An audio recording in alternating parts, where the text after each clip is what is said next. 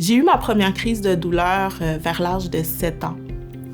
La maladie falciforme m'amenait quand même plusieurs défis. Quand j'étais petite, je manquais souvent l'école. Je voulais aussi sauter, courir comme les autres enfants. Malheureusement, je m'essoufflais assez rapidement. Ça demandait beaucoup d'adaptation pour moi-même et ma famille. L'équipe médicale m'a proposé l'hydroxyurée environ vers l'âge de 18 ans. La maladie falciforme, aussi appelée drépanocytose, est la maladie génétique la plus fréquemment diagnostiquée à la naissance au Québec. En raison de la maladie, le sang ne circule pas toujours correctement dans les vaisseaux. Cela est dû à une forme anormale de l'hémoglobine. L'hémoglobine est la protéine responsable de transporter l'oxygène dans le sang vers tous les organes. Cette anomalie déforme les globules rouges qui peuvent se bloquer dans les petits vaisseaux sanguins. Ceci occasionne de graves crises de douleur. Il existe différents traitements pour cette maladie, dont l'hydroxyurée. L'hydroxyurée est un médicament prescrit pour plusieurs maladies, dont certains cancers. Mais rassurez-vous, dans votre cas, ce médicament n'a pas été prescrit pour un cancer. Il s'agit plutôt d'un médicament qui sert à prévenir et contrôler certaines des complications de la maladie falciforme. Dans cette vidéo, nous allons découvrir ensemble comment agit ce médicament et répondre aux questions les plus fréquentes. Il existe plusieurs formes d'hémoglobine. L'hydroxyurée agit en augmentant la production de l'une de celles-ci, appelée hémoglobine fœtale. Cette hémoglobine-là ne déforme pas les globules rouges. Avec plus d'hémoglobine fœtale, le sang circule mieux, ce qui permet une réduction de la sévérité et de la fréquence des crises douloureuses, une réduction des hospitalisations et une protection de vos organes à long terme. Au final, l'hydroxyurée améliore la qualité de vie, mais augmente aussi l'espérance de vie. Plusieurs questions et mythes circulent sur l'hydroxyurée. Clara, tu voulais justement nous en parler.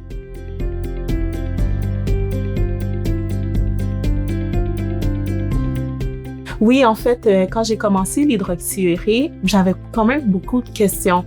Donc, j'ai commencé à faire des recherches. Puis, j'ai remarqué comme quoi que certains patients avaient quelques craintes. Donc, c'était face à avoir justement le cancer. Oui, c'est une très bonne question. En fait, à ce jour, les études démontrent que les personnes qui prennent de l'hydroxyurée n'ont pas un risque plus important de développer un cancer comparativement à ceux qui ne le prennent pas.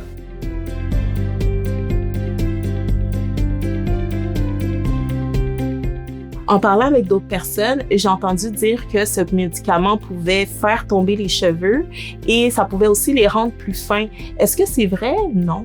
En fait, l'hydroxyurée ne provoque pas la perte complète des cheveux. Par contre, il y a certaines personnes qui peuvent remarquer que leur chevelure est un peu moins fournie. OK. Par contre, cet effet est réversible dès l'arrêt du traitement. Ah, super! Très intéressant.